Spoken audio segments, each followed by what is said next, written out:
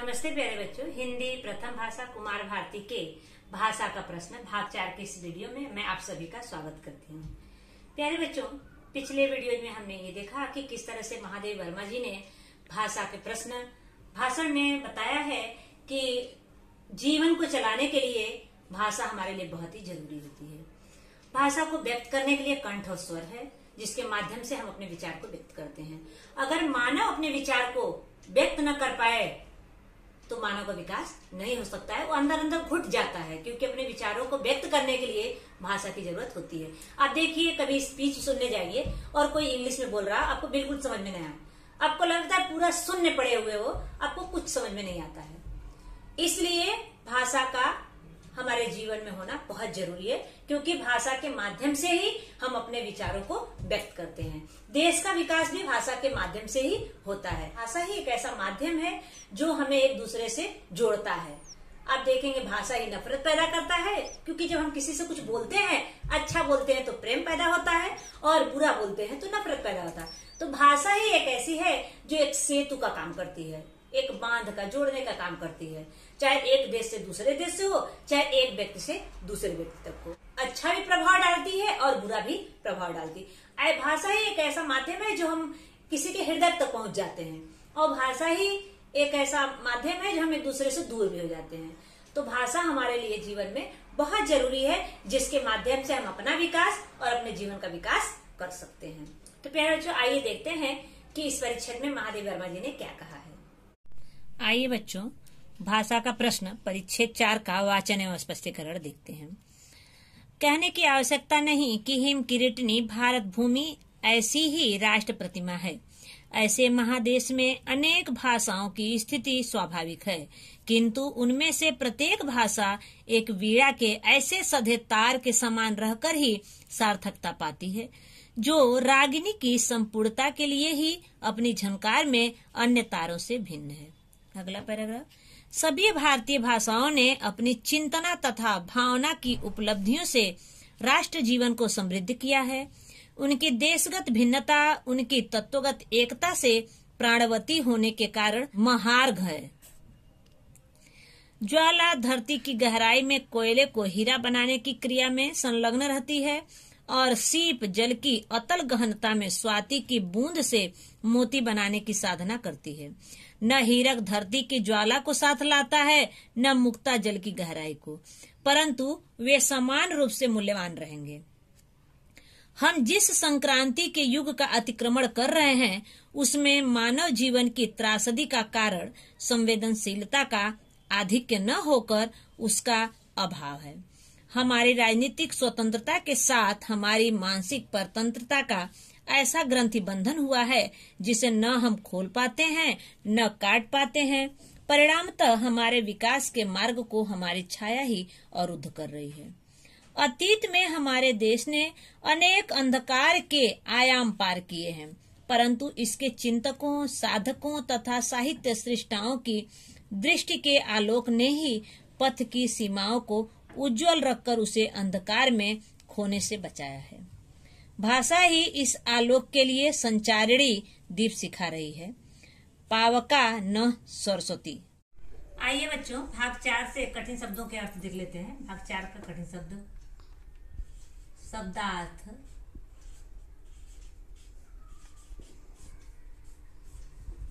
शब्दार्थ आया है हिम किरीटिनी। हिम किरीटिनी, हिम किरीटिनी,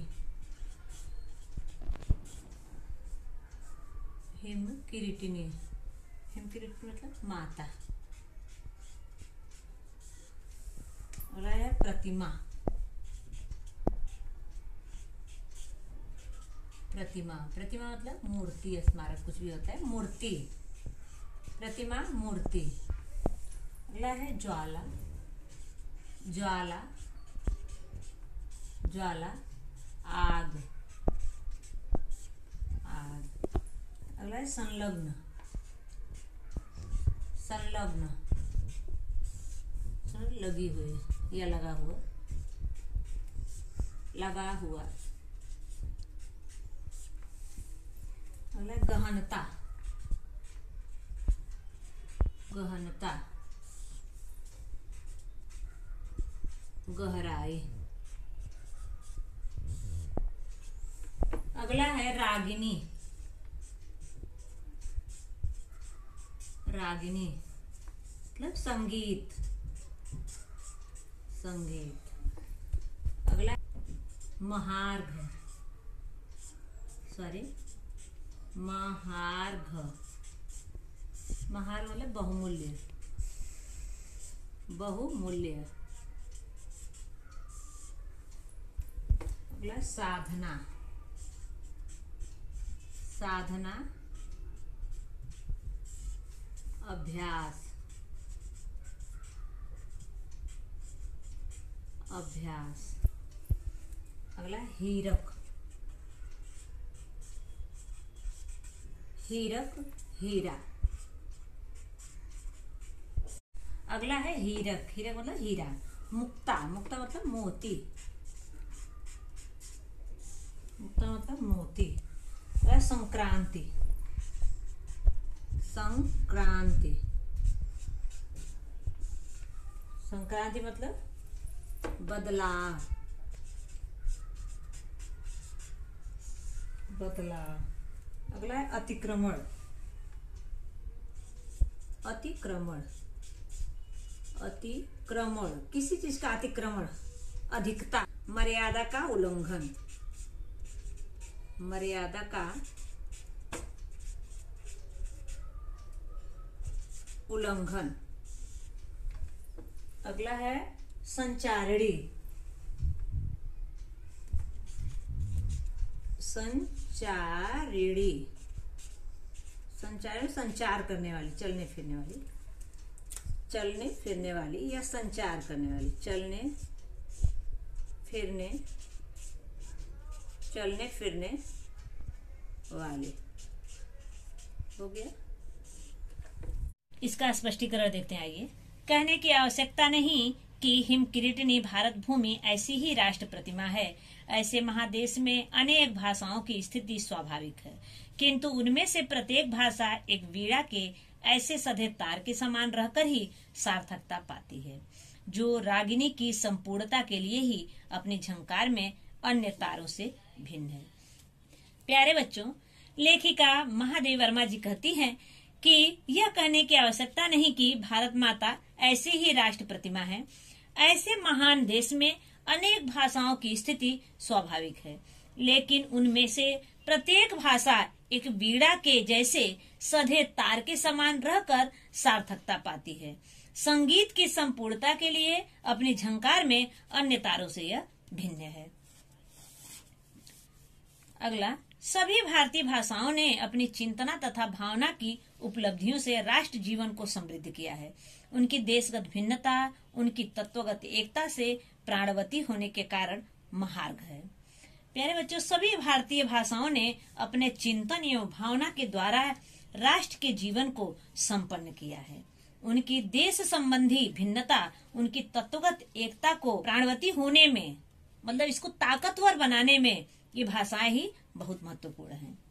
अगला है, ज्वाला धरती की गहराई में कोयले को हीरा बनाने की क्रिया में संलग्न रहती है और सीप जल की अतल गहनता में स्वाति की बूंद से मोती बनाने की साधना करती है। न हीरक धरती की ज्वाला को साथ लाता है, न मुक्ता जल की गहराई को, परंतु वे समान रूप से मूल्यवान रहेंगे। आइए बच्चों, इसका स्पष्टीकरण देखते हैं। ज्वाला धरती की गहराई में कोयले को हीरा बनाने की क्रिया में लगा रहता है और सीप जल की तल रहित गहराई में स्वाति की बूंदों से मोती बनाने का अभ्यास करता है। प्यारे बच्चों, न हीरा धरती की ज्वाला को साथ लाता है और न मोती जल की गहराई को, परंतु वे समान रूप से मूल्यवान रहेंगे।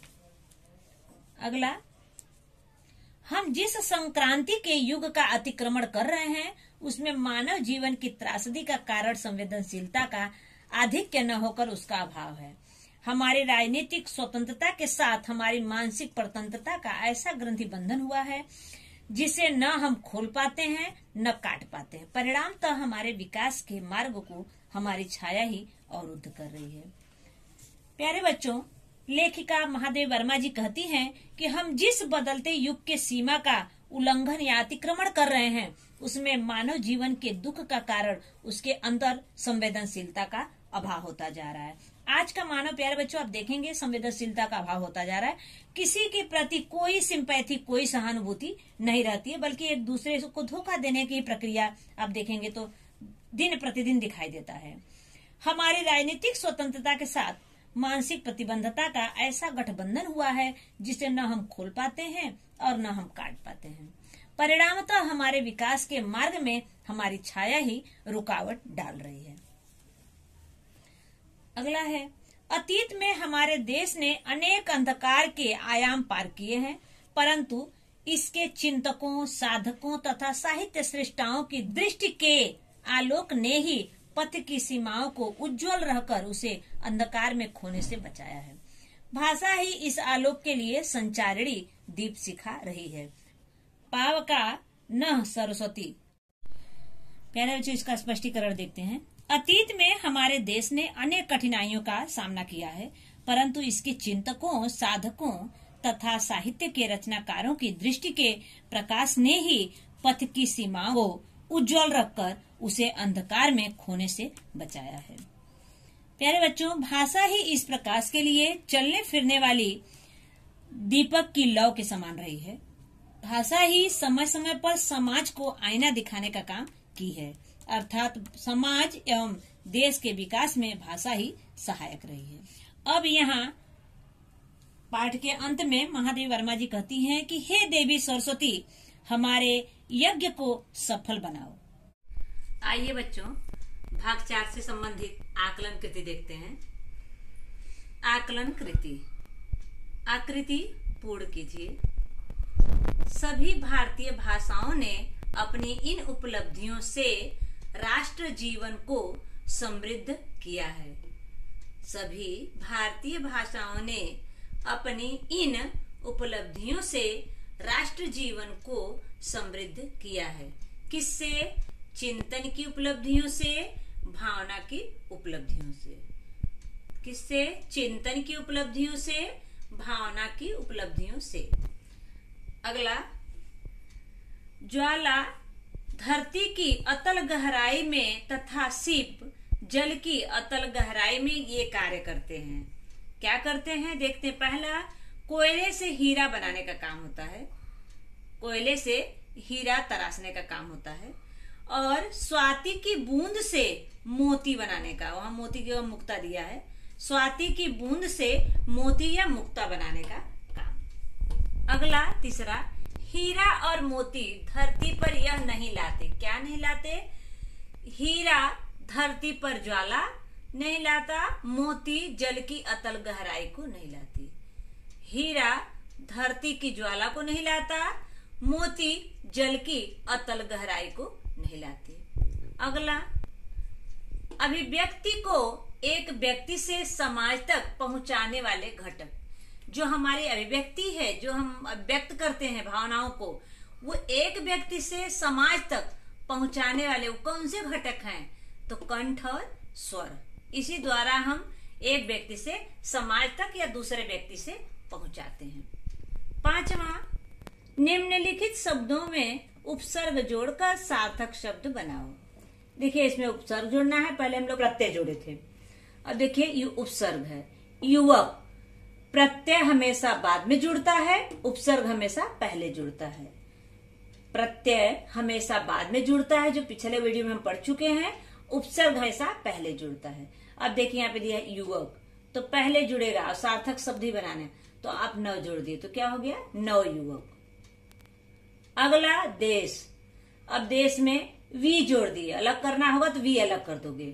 अगर उपसर्ग लिखना हो वी अलग कर दोगे, मूल शब्द लिखना होगा तो देश हो जाएगा यहाँ पे। अब यहाँ पे वी उपसर्ग होगा और देश मूल शब्द होगा। अगर इसमें वी की जगह संदेश जोड़ देंगे तो भी सही होगा। संदेश जोड़ देंगे तो भी सही होगा। स्वदेश जोड़ देंगे तो भी सही होगा। तो वहां पे संदेश अगर रहेगा तो सन आपका उपसर्ग हो जाएगा, देश मूल शब्द हो जाएगा। ऐसे ही स्व आपका उपसर्ग हो जाएगा, देश आपका मूल शब्द है। मतलब देश में 2-3 शब्द ऐसे हैं जो जोड़ सकते हैं। अगला है नीति। अब नीति आपका मूल शब्द है, इसमें क्या जुड़ गया? राजनीति। अगर उपसर्ग अलग करना होगा तो उपसर्ग में लिख देंगे राज और मूल शब्द में लिखेंगे नीति। अगला क्रांति। अब देखिए यहाँ पे क्रांति का संक्रांति। अब संक्रांति हो गया तो संक्रांति, संग को अलग कर देंगे, वो उपसर्ग हो जाएगा, क्रांति आपका मूल शब्द हो जाएगा। यहाँ पे राज्य क्रांति अगर जुड़ गया तो राज्य आपका उपसर्ग हो जाएगा और क्रांति आपका मूल शब्द हो जाएगा। अगला शिखा। अब शिखा में दीप जुड़ा हुआ है, दीप उपसर्ग है, दीप को उपसर्ग के नीचे लिख देंगे, शिखा को मूल शब्द में लिख देंगे, तो हो गया आपका दीप शिखा। आइए बच्चों व्याकरण देखते हैं। व्याकरण प्रश्न 1, संधि विच्छेद कर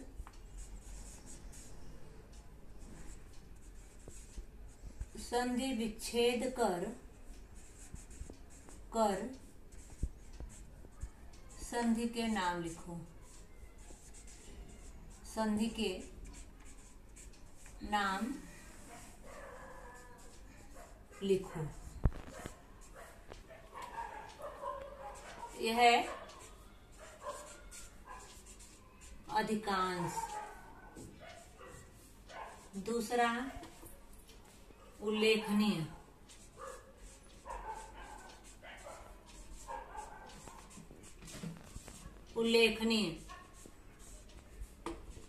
तीसरा वातावरण।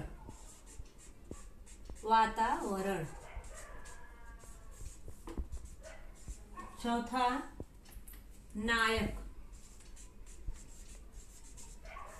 पांचवा गत्यात्मक।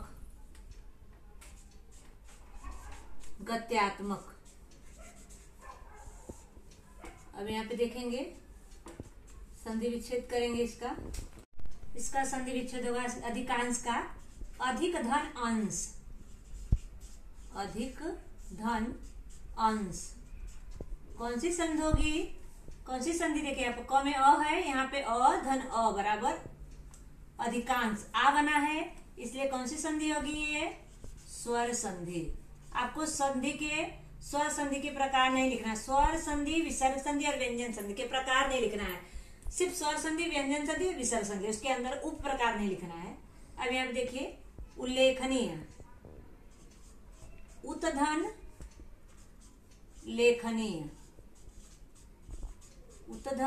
लेखनीय। यहाँ पे देखेंगे या व्यंजन है या स्वर है। प्यारे बच्चों इसके देखिए उत्धन लेखनीय, यहाँ पे पहले शब्द का अंतिम अक्षर व्यंजन होगा और दूसरे शब्द का पहला अक्षर या तो व्यंजन होगा या तो स्वर होगा, लेकिन पहले शब्द का अंतिम अक्षर ध्यान रखना व्यंजन होगा। अगर ये व्यंजन होगा तो कौन सी संधि होगी? व्यंजन संधि। यहाँ पे वातावरण, वात धन आवरण।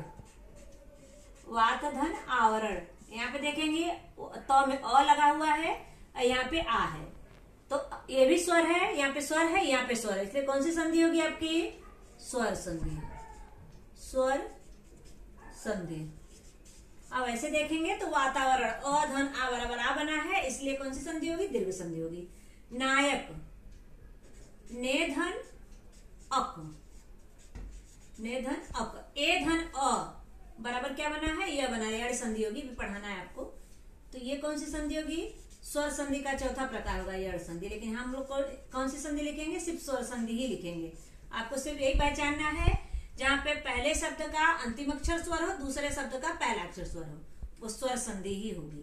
पहले शब्द का अंतिम अक्षर व्यंजन हो, दूसरे शब्द का पहला अक्षर स्वर हो या व्यंजन हो, वो कौन सी संधि होगी? व्यंजन संधि होगी। अब यहाँ पे गत्यात्मक, गतिधन आत्मक।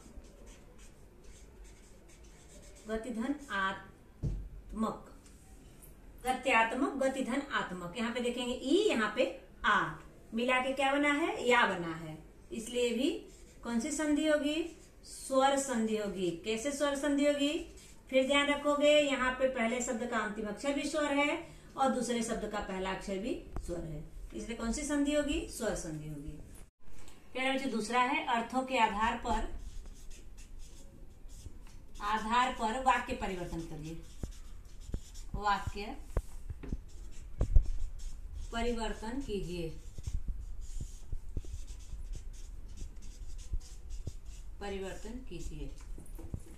गंगा भारत की बड़ी नदी है। गंगा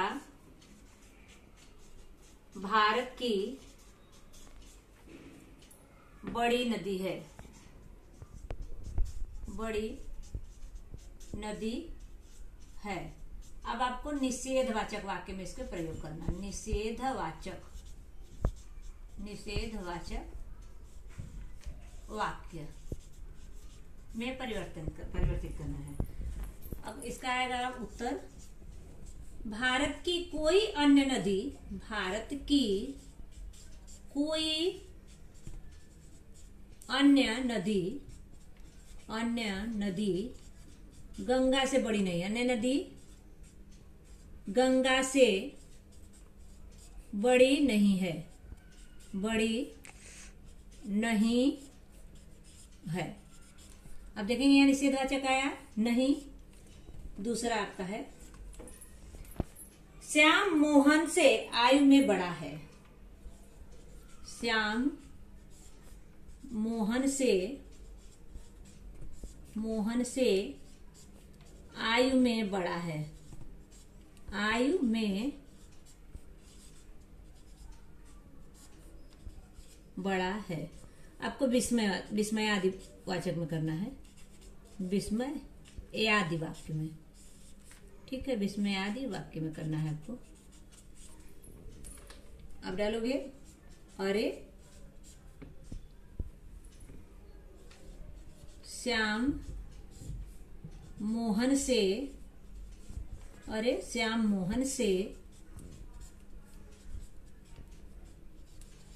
आयु में बड़ा है। अगला,